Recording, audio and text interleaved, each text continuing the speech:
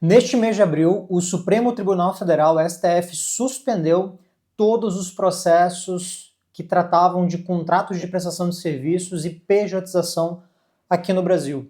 E esse é o tipo de decisão que, vindo lá da maior corte aqui do Brasil, né, a Corte Suprema do país, que está sempre envolvida em polêmicas aí de natureza política e ideológica, essa é uma decisão técnica, uma decisão totalmente jurídica que impacta diretamente a grande maioria, se não todas as empresas do Brasil.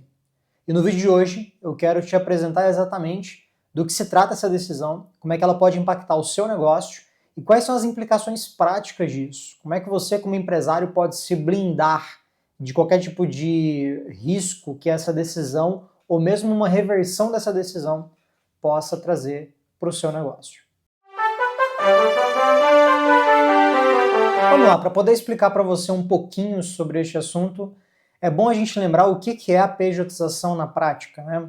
Na verdade, o Brasil é um país conhecido mundialmente por ser extremamente litigante. O que isso significa na prática?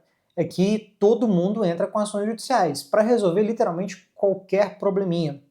E no Brasil nós tivemos aí um histórico muito grande de lutas por direitos trabalhistas durante vários anos e décadas, e isso gerou uma legislação no Brasil extremamente protetiva, garantista. Ela visa muito proteger o trabalhador.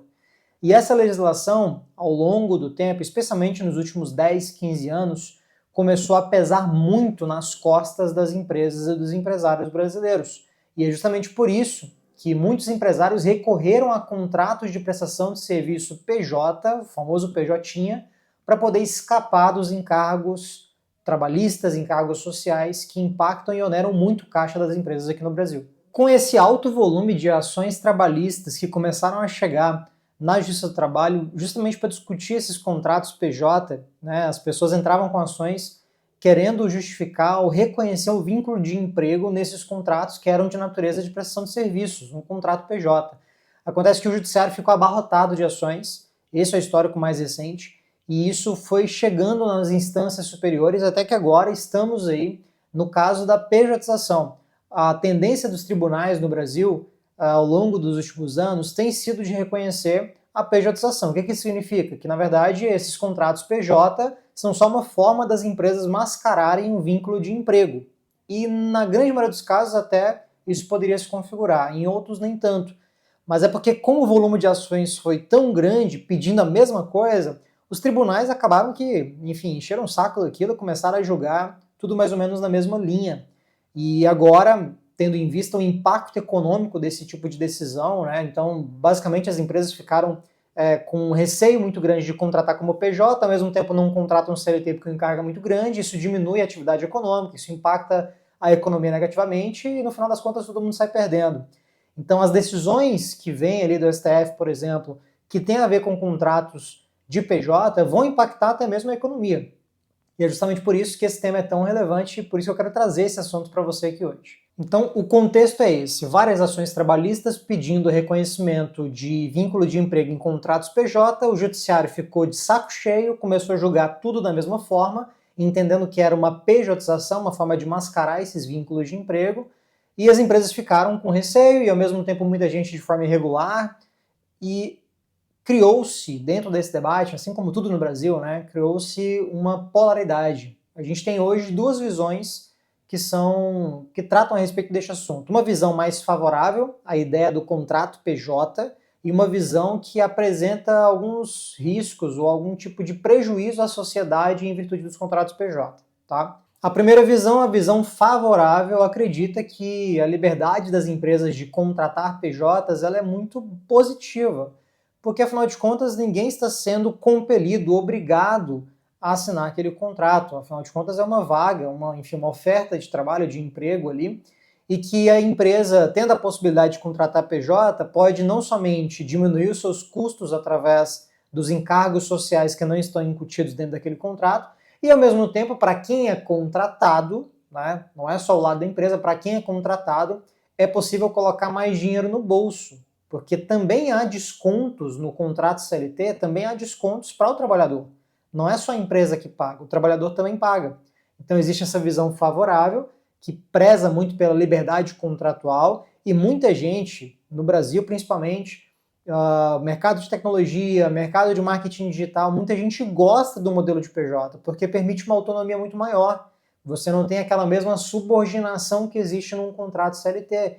Então não é como se as pessoas entrassem sem saber o que estão fazendo. Muita gente quer esse tipo de contrato, não é? Por outro lado, tem quem defende que esse tipo de contrato ele acaba deteriorando a relação e a natureza das relações trabalhistas e gerando uma série de prejuízos diretos ao trabalhador. Afinal de contas, quem tem contrato PJ não tem férias, não tem 13º, não tem FGTS, INSS, não tem os encargos e direitos sociais ali que são típicos de um contrato CLT.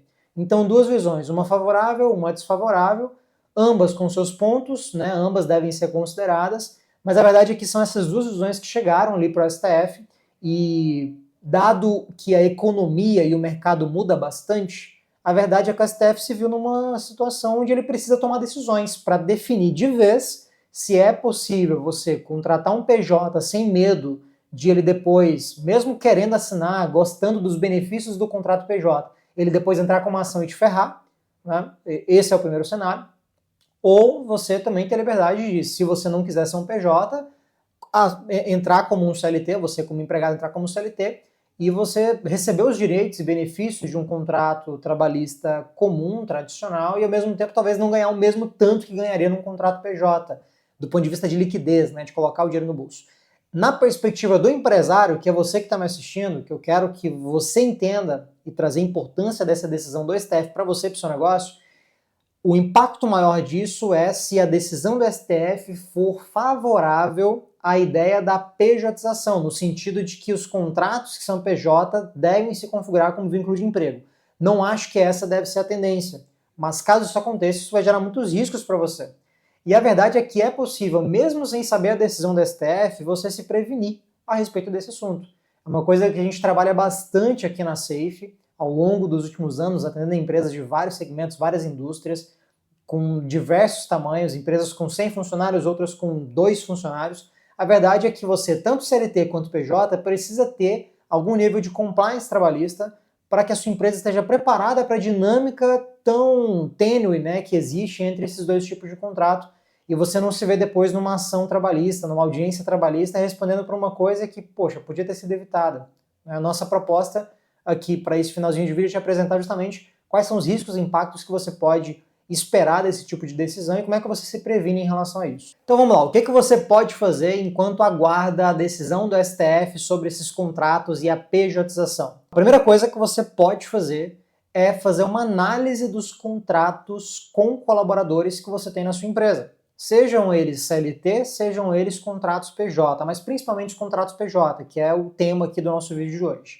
Se você tem aí contratados, prestadores de serviços que estão no modelo de contrato PJ, primeiro, analise esse contrato, identifica se ele tem um contrato, se ele é um contrato de natureza PJ, ou seja, não tem características de subordinação, não é um contrato que exige, por exemplo, que a pessoa registre ponto, que ela entre às 8 e saia às 18. Tudo isso são características típicas de um contrato CLT. Inclusive temos vídeos aqui no canal falando sobre isso.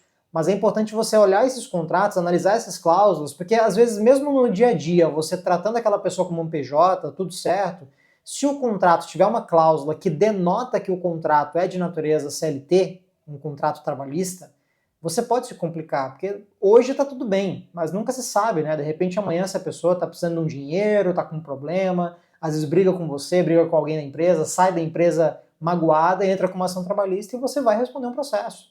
E esse contrato que você assinou com ela vai ser utilizado como prova. Então é muito importante se prevenir nesse sentido. A primeira coisa que você pode fazer então é revisar os seus contratos, garantir que tenha boas cláusulas, garantir que você está usando os termos adequados, as expressões adequadas e principalmente, né, garantir que o contrato está alinhado às boas práticas de contratações de prestador de serviço PJ. A segunda coisa que você pode fazer é regularizar os contratos que não estão regulares, porque eu vou te dizer, a grande maioria das empresas aqui no Brasil não assinam os seus contratos com colaboradores PJ. Isso é assim, se você quer um risco para você, é você não assinar contratos, pelo amor de Deus, assina contrato. Nem que, não recomendo, mas nem que você pegue um modelo qualquer por aí, mas utilize um contrato de PJ com as pessoas que estão na sua empresa. Por quê? Porque sem um contrato formal, fica muito mais difícil depois, numa eventual ação trabalhista, você provar que aquela relação era uma relação comercial, que não era uma relação trabalhista. Se você não conseguir comprovar que era uma relação comercial, as chances de você perder uma ação trabalhista são muito grandes. Então cabe a você se prevenir nesse sentido e formalizar os contratos que não estão formalizados. Aquele contrato verbal, aquele combinado, vá lá e assina um contrato com aquela pessoa.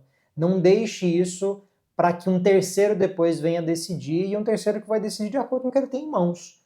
E aí é a sua palavra contra a palavra de quem você contratou. E acredite, aqui no Brasil o empresário já entra numa audiência trabalhista como vilão e como condenado. Você tem que se preparar e se prevenir em relação a esse tipo de situação, e uma das coisas que você pode fazer é assinar contratos com quem não tem contrato ainda. Terceira coisa que você pode fazer é curtir esse vídeo e se inscrever aqui no nosso canal da Safe, né? Nós estamos aqui tentando produzir conteúdos para vocês com alguma frequência, se não vídeos como este, mais temáticos. Estamos fazendo também lives semanais aqui de vários temas, vários assuntos muito legais. Pegamos pessoas aqui da nossa equipe, né, advogados da nossa equipe, para vir trazer conhecimento para você que é empreendedor, empresário, está à frente de uma empresa, é um gestor. Você que quer entender como proteger o seu negócio, como blindar a sua empresa juridicamente. Seja muito bem-vindo. Se você está chegando agora no canal, se inscreva e também nos ajude curtindo esse vídeo, porque ele vai chegar a mais pessoas e certamente muitas pessoas vão se beneficiar do tipo de conteúdo que a gente está trazendo aqui. A quarta coisa, a terceira coisa é muito importante, mas a quarta coisa que você vai fazer é naturalmente avaliar como é que está o dia a dia da relação com os seus colaboradores PJ. Por quê? Porque a grande maioria das empresas, mesmo aquelas que assinam contratos PJ, você vai lá todo bonitão, garante que tem um contratinho PJ, assina, às vezes até contrata um advogado para fazer o contrato para você, mas no dia a dia, na prática, você trata aquele colaborador PJ, aquele prestador de serviço, como se fosse o CLT. E aí você vai trazer para você uma coisa que no direito, né, se fala na primazia da realidade sobre os contratos. Então, na prática, se você trata aquela pessoa como CLT, você pode ter o melhor contrato do mundo, não vai adiantar nada, porque o que vale é o que acontece no dia a dia. Se aquela pessoa juntar testemunha, juntar provas, pegar conversa de WhatsApp, e-mail, etc., colocar no processo, o seu contrato pode ser anulado. Não vai adiantar ter contrato se você no dia a dia trata ela como um CLT. E quais são as 4 coisas que configuram um contrato CLT? Muito rapidamente, para a gente não ficar muito extenso aqui o nosso vídeo, né? Mas 4 itens aqui que vão fazer um contrato ser considerado CLT, um contrato de trabalho. Onerosidade, impossível descaracterizar. Você vai pagar alguma coisa para aquela pessoa, se for gratuito, né? Um trabalho voluntário. Mas se você paga alguma coisa a alguém, o primeiro requisito está preenchido. Segundo requisito é a pessoalidade, que é aquela pessoa em específico prestar o serviço. O contrato PJ descaracteriza justamente isso, porque se você está contratando uma empresa, você não contrata alguém específico, você contrata uma empresa. Então, em tese, até aquela pessoa pode se fazer substituir por outra. Ela pode colocar um empregado dela para fazer o serviço, afinal de contas, você contratou um escopo contratual, um objetivo ali do contrato, né? E aí aquela pessoa em si prestando o serviço ou não, não interessa. O que interessa é que o serviço tenha que ser entregue na qualidade esperada pelo contrato, definida no contrato. Então a pessoalidade é um requisito que dá para você desconfigurar, e os contratos PJ visam justamente desconfigurar esse tipo de requisito. A habitualidade, que é quase impossível descaracterizar, porque todo mundo que vai prestar serviço, mesmo como PJ, vai ser habitual, vai ser recorrente. E o quarto requisito é a subordinação. E esse é um peculiar, porque muitas vezes, no dia a dia, você quer tratar os colaboradores PJ como se fossem subordinados, mandando fazer coisas, né, à revelia, sem tomar decisões estruturadas, sem que isso esteja previsto no contrato, exigindo que se portem de determinada maneira fora dos limites aceitáveis para uma política de uma empresa, por exemplo, exigindo que trabalhem de tal horário até tal horário. Isso não é típico de um contrato PJ, é um contrato CLT. E esses fatos, esse dia a dia, são muito importantes numa configuração de um vínculo trabalhista posterior. Então você tem que evitar essas coisas. Pelo menos uma delas tem que estar descaracterizada para você não se ver dentro de uma audiência trabalhista e depois respondendo uma ação judicial. Então, basicamente, pessoal, esses 3 itens, né, tirando o terceiro aqui que eu falei que era curtir o nosso vídeo, que é muito importante, mas os 4 itens aqui que nós comentamos vão te ajudar, mesmo aguardando a decisão do STF, a se proteger. Garanta que seus contratos estão assinados, Faça uma revisão para identificar se as cláusulas dos seus contratos com o PJ estão adequadas, estão alinhadas às boas práticas de contratação de um PJ. E por fim, talvez o mais importante de todos, se certifique de que no dia a dia você trata seus colaboradores PJ como colaboradores PJ e não como um CLT, não como empregado. Você tem que garantir isso e talvez uma revisão, um compliance trabalhista vai fazer toda a diferença no seu negócio. Se você é uma empresa que já tem 10, 15 funcionários, 15 colaboradores, uma equipe que tem crescido, já é momento de você olhar para isso. Não adianta ficar usando um contratinho de GPT e achar que vai dar tudo certo. Você precisa de uma análise feita por um advogado, por uma equipe que entende o seu negócio e principalmente que tem experiência de mercado e entende a visão de um juiz na hora de analisar um caso como este, porque hoje pode estar tudo bem, mas todo empresário no Brasil está sujeito a sentar numa audiência trabalhista. E se você é um empresário, uma empresária, está à frente de uma empresa, você pode passar por isso. Então se prepare para esse tipo de situação, trazendo especialistas para te ajudar. E é justamente por isso que nesse vídeo de hoje ele está sendo patrocinado pelo back-office jurídico da Safe, que é um produto que a Safe construiu há alguns anos atrás, desenvolvido para ser um departamento jurídico online dentro do seu negócio, dentro da sua empresa. Nossa equipe vai se colocar à disposição, quase como se fosse uma equipe interna do seu negócio, no dia a dia, atendendo às suas necessidades, olhando o seu negócio de perto, entendendo ali o que você precisa, preparando uma estrutura de compliance trabalhista, compliance com contratos, seja com colaboradores, clientes, fornecedores. Nossa equipe vai estar à sua disposição para te auxiliar e você pode ter acesso a isso tanto com a parte regulatória, contratual, LGPD e privacidade, captação de investimentos, societário. Todas as esferas de uma empresa estão cobertas pelo back-office jurídico da Safe, que está patrocinando esse vídeo. Eu te convido a conhecer, a gente vai deixar aqui na descrição o link para você poder falar com alguém da nossa equipe e conhecer um pouquinho melhor, sem compromisso. Alguém vai entrar em contato com você, te ligar, te explicar um pouquinho melhor e principalmente entender a sua necessidade e identificar se é o caso realmente de você acessar o back-office ou não, né? De repente o back-office não é o mais adequado para você, talvez até tenha outras soluções, até na Safe, que vão te ajudar. Mas é muito importante que você olhe para o seu jurídico de forma diferenciada, especialmente num país de muita incerteza jurídica, de muita incerteza econômica, política. A gente vive aí um cenário brasileiro é muito complicado e para o empresário brasileiro é pior ainda. Então você tem que se preparar e a nossa equipe está aqui à disposição para te ajudar. Espero que o vídeo de hoje tenha sido útil para você. Mais uma vez, relembrando, a STF suspendeu todas essas ações, mas vai julgar, vai definir ali principalmente um entendimento principal a respeito do assunto. A ideia é que o STF ele tome uma decisão e a partir dessa decisão os demais tribunais vão ter que se adequar e tomar decisões parecidas ou semelhantes. Então vamos fazer uma fezinha aí para que essa decisão seja favorável ao cenário econômico brasileiro. Né? Não seja uma decisão ideológica, mas uma decisão prática, realista e pautada no cenário, no que é o melhor cenário econômico para o nosso país. Espero que tenham gostado e até o próximo vídeo.